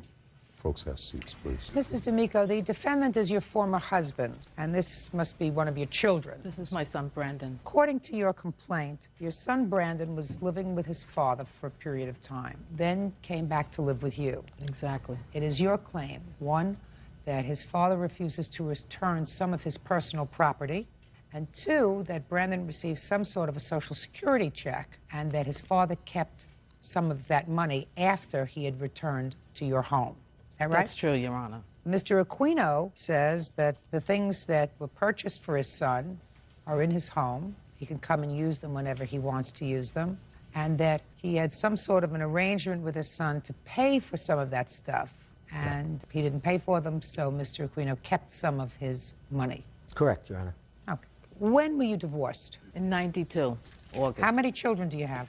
3 children. Give me their names and ages, please. I have Nicolina, who's going to be 20, Eric, who's going to be 19 in December, and Brendan, who's 16.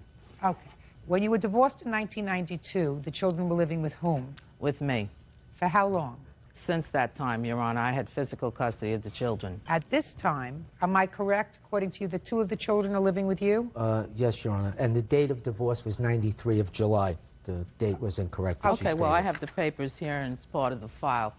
Regardless. Doesn't make any difference. Okay. Are 2 of the children currently living with you? Eric and Brendan. Brendan left the home. No, listen to me. Yes. You're not following my question. You're not receiving. You're thinking about an answer. Are 2 of the children currently living in your home? 1 of the children are currently living in the Who? home.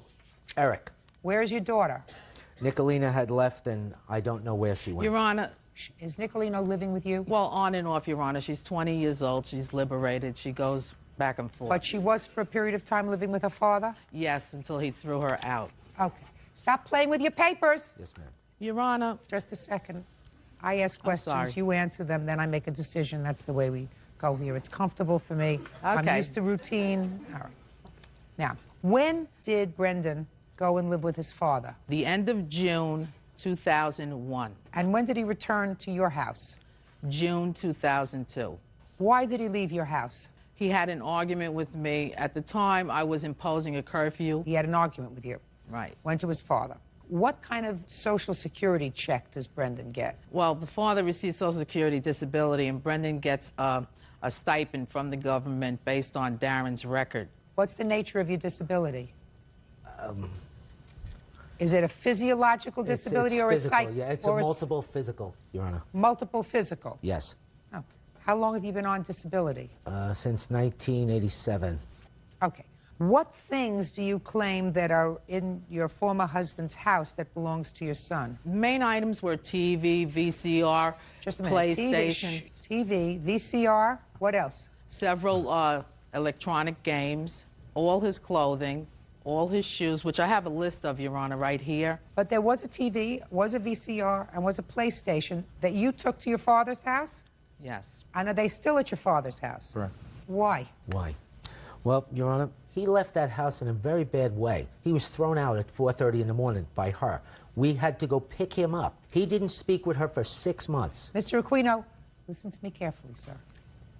Are there any items that you have in your home that you personally purchased for your son after June of 2001 when he was living with you? Oh, sure. What? I have PlayStation 2, is it? Just a second. PlayStation 2. Yeah. Is that correct? That's correct. What else? Xbox. Xbox. Is that correct? That's correct. Go ahead. Clothes from Old Navy. Okay. That are still brand new in the packages. Exactly. Listen to me. Yes. 5 days from today's date, all of his property, so far with the extension of PlayStation 2 and Xbox, are to be quiet, are to be packed in a box. That all, quiet, that all goes back to your son. Now, I will give you 30 seconds to convince me that that is not going to happen. Okay, Your Honor, there is lots of complications at that household. Many of the children have had abusive treatment by the mother. I don't care. Mr. Aquino, Your Honor. pay careful attention, sir. Your son is 16 years old. That is correct. Which means he is still a minor. That is correct. Should you wish to contest custody of your child, you're not receiving, you're speaking. Yes, Your Honor. Should you wish to contest custody of your child, you go to the appropriate family court. They will conduct a hearing with regard to whether or not he gets to stay where he wants to stay at age 16, whether it's not in his best interest to be with his mother. In the meantime, all of his property that he came to you with goes back to him. Keep going. I don't want to hear about abuse. I don't want to hear about neglect. Your Honor, right now as we speak, an attorney is filing a document in Nassau County Family Court to restore him back to a stable lifestyle, which I set up for him.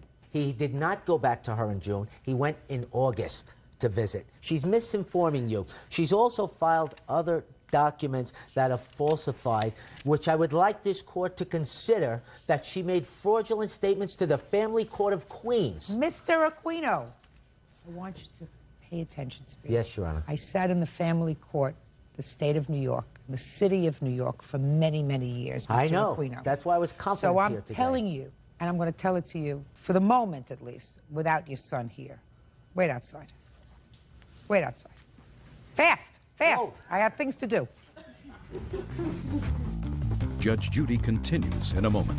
Deborah D'Amico says ex-husband Darren Aquino won't return their son's belongings. Deborah also claims Darren has been withholding money from their son. Now, one of the problems when you deal with 16-year-olds is they're very mobile.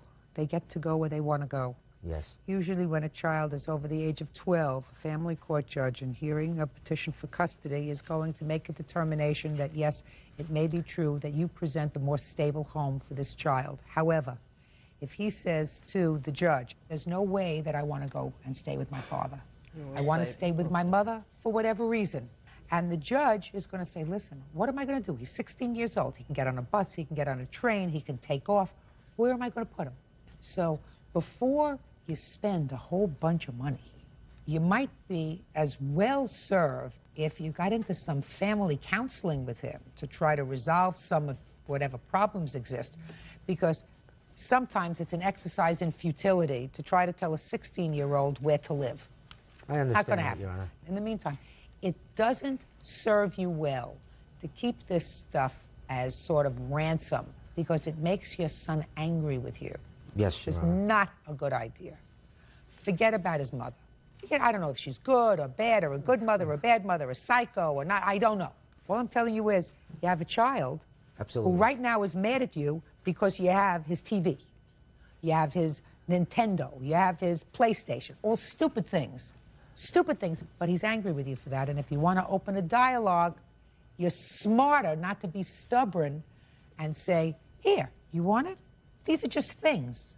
All right, now I'm going to let you speak. Your Honor, the reason I kept those things is because it was not settled that he's there. In my fight to get him back, because of the complications with the new fella in her life, now her husband, Brendan showed to myself and to my future wife these dissatisfactions and expressed to her more than me, because he bonded with her as a second mother figure, which is good. It's good, okay?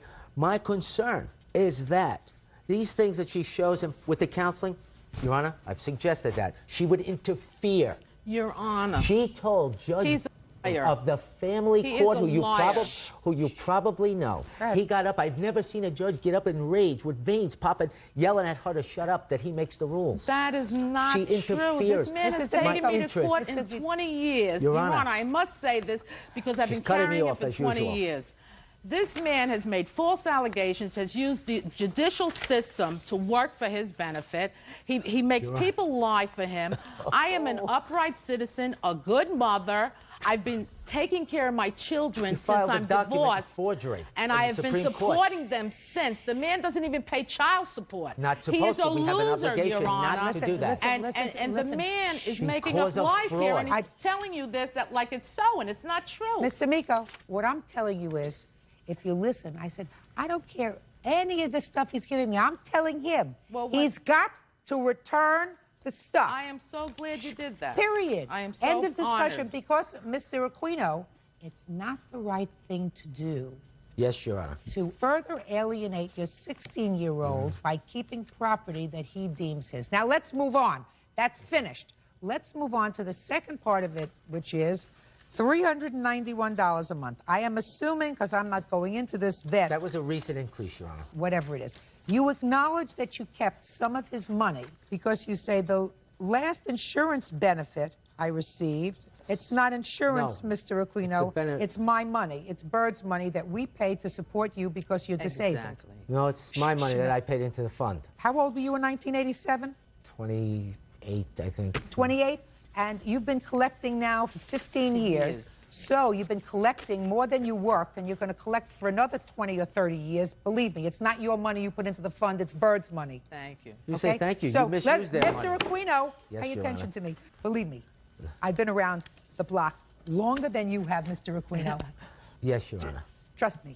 So it's not insurance money. No, ma'am, It's it's not. Bird's money that went to your son that you kept, and you kept at a time when he wasn't living with you because you Not acknowledged so. that. Not so, Your No, Honor. no, that's what you no, said. No. That's He what you took said. it in advance, Your Honor, to buy those sets. He says, Dad, can I have this money to buy the box? And Just a August sec. check? Shh. I want you to be quiet. I got you now. Let me say. So what you're saying is he took... Quiet, Mr. Aquino. I can't tell you if I'm quiet. Mr. Aquino, what you're saying to me, sir, is that your son took an advance on his Social Security disability payment. My Social Security disability His. payment. His beneficiary payment. Bird's money. So that he could buy a PlayStation 2 and other electronic games. And the cassette. Wrong. Wrong. Absolutely wrong. Listen to me, sir. If you, as his parent, choose to purchase electronic games for him, you don't make the choice unless it's out of your money. Now, if he's living with you, and because you say, well, you're going to get a check net, Mr. Aquino, I'm 10 steps ahead of you, sir. Because there may be something physiologically wrong with you, but there's nothing psychologically wrong with you, That is except you're a little correct. bit of a hustler. And when you say to me, quiet, and when you say to me he took an advance so that after he moved out, I kept that money, I'm telling you that that's a hustle. Now, he moved out according to you in August. That's According to correct. his mother in June, according to you in August. Did you keep August's benefit? August benefit went to her. Your Honor, I got copies of the 2 checks Can I that see I it, got. please? I got statements to Social Security, too, of the misuse These of are the the funds 2 that checks she's that had. I did Okay? receive since Brendan has been back with me. Brendan has never received any use of his money while in Deborah's care. Just a second. He's not supposed to get the money, Mr. It's for the Aquino. parent At to 60, use. it's not for the parent to use. Quiet. Quiet. He is not supposed to get the money, Mr. Aquino. At an age. He's not supposed to get the... I'm sorry, Your Honor. He's not supposed to get the money, Mr. Aquino, until he reaches his majority. At 16, he is still a minor, which is why you can go to the family court to try to get custody of him, because he's still a minor. He doesn't control the money. It goes to the person who is providing him with Which food. was me. No, it wasn't. Yes, it was. No. Yes. He lived with me. What do you mean? He lived with us. Mr. Aquino, he didn't live with you Yes. in September. He didn't live with you in August. Of what year? 2002. No, he did not. But he'll return very soon. I doubt it. I don't. doubt it. I doubt don't. it. I doubt it. When they see the fraud that she committed in the courts, I know I doubt it. I don't doubt it. You filed I'm a false talking. document in Supreme Court. You received August's check of 2002? It That's what it indicates says. on the check I received August 2000. August. To me, you have August and you have October. And I don't. You had better find out from them what happened for September, because they skipped Your Honor, September. They're a month behind. You get the previous month when I they don't send want it you to to you. interrupt me again. You No, may interrupt Your her. You don't Honor. interrupt me. You're Trying wrong. to explain No, the checks don't and how they explain come. anything. Don't I'll explain tell you anything. what They're my happened. benefit. I'm not I'll explain how they interested. come. Pay attention. Let me make that You have clear. August, and according to you have October. You go to them and find out where September They is. told me they reissued it back to Darren because Wasn't he went reissued to to the me. Jericho. Show me proof. Show me proof. Well, that I they don't have reissued it to proof. him. I only have proof that I applied 2 times to be payee within the course of the past several Fine. months. I can show you that, Your Honor. Just a second. Mr. Aquino, you've been sworn today. Are you testifying, sir, under oath, that you did not receive September's check for your September's son? check. I didn't receive September's check. Did it come into the... She does the... It goes into a direct deposit. Just a second. Did you receive September's check? No, Your Honor. Did you receive a check in October? No, Your Honor. You have not received the check since August. Correct. That I have check- maybe a Shh, possibility why that is, Judge. I don't care why it is. You said that you did not receive it. That is correct. Your fiancé said it did not come in. That's under oath. Very easy Your to get Honor, a tape. I have letters Shh. here indicating that he was changed, the payee was changed to Listen his to name me again. very- So he would have had to have gotten the check somehow, either by direct deposit Your or Honor, the mail, Your Honor. I have They're 2 notices suspending here the from check Social Security. because of the problems No, with they're not. Debbie. No, And Listen my to me, Mr. contact with the Aquino. office. Yes. All I'm saying to you is, and I want you to be quiet and stop moving from side to side, sir. I have a limp, You- so I No, no, Can't no. stay. You're nervous because you're hustling me a little bit. No, I'm not hustling Okay? you, Your You're Honor. nervous because you're I hustling wouldn't me a hustle little you. bit. You're too sharp. Your Honor, Yo, I yo, wish yo, you would yo, you're please too look sharp at for me. these. Right. Your Honor. Miss, These I'm two- gonna throw you both out. I'm sorry, Your I'm Honor. throwing you both Throw her out. out. Now, 5 days from today, you are to get all of the property packed up. You make arrangements to have it picked up by a third party, a mover or whatever. With regard to the money, take it up with Social Security. Now, let's get to your counterclaim, which is nonsense. Mr. Nonsense? Aquino, it is Why you your say it's claim. It is nonsense, your Judge? claim. Shh, quiet. You say that you paid legal Not fees true. for your son Eric when he was in trouble last year. Is No. that right? Eric was 18. It's for a charge when he was 16. Yeah. While he was living in her care. Yeah. That these things were concealed from me, and then at the end, she dumps him on my lap and says, now you take care of it. Take care of what? I said. Okay. I supported him. We have an obligation under the court, Your Honor. What is it that you paid for him? $3,000. We Yeah. assigned it over to Anthony, you probably know the name, as Eric's counsel.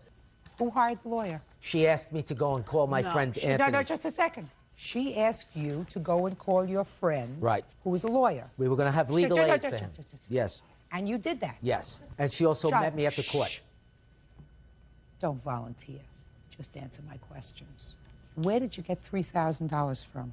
I'll let Stephanie answer that. No, Stephanie I took don't it want from her phone. Stephanie to answer it. I want you to answer it. Okay.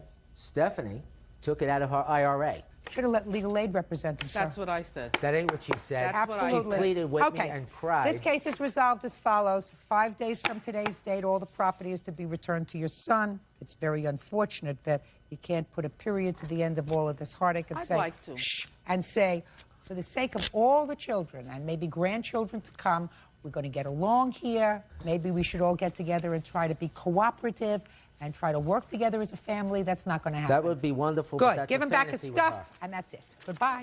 Parties you, are Your Honor. excused. You may step out.